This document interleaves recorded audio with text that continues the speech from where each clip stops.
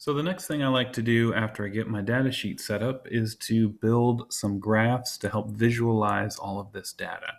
Again, if you want to see how to get your data sheets up to this point, you can watch some of my previous videos on how to build data sheets.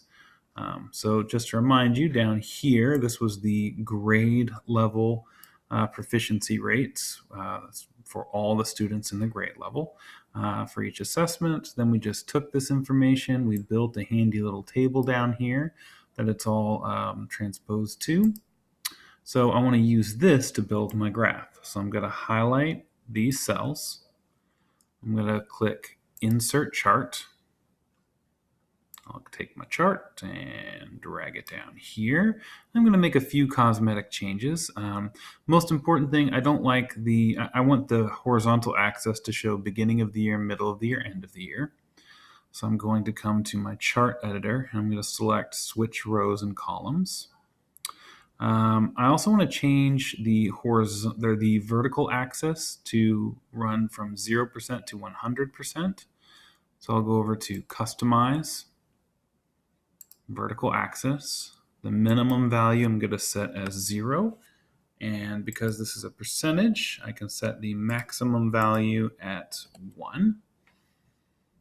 And there we go. You can make other changes, like you can click on each of these bars to change the color. I usually don't like to use blue and red just because we use those colors to show other things at other places in this data sheet. So I'll generally change the colors. You can edit the titles and everything. But this is one way that you can start getting set up with some charts to visualize data.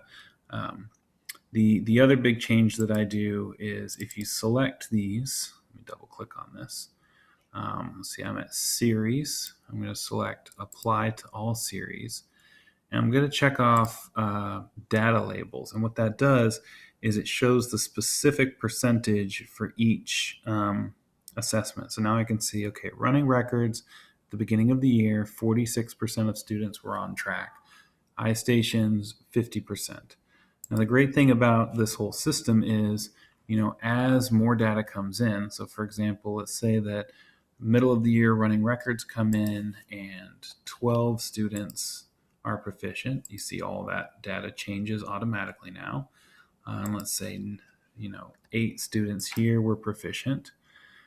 You can also see that the totals have changed for the grade level, and that's changed as well on my table.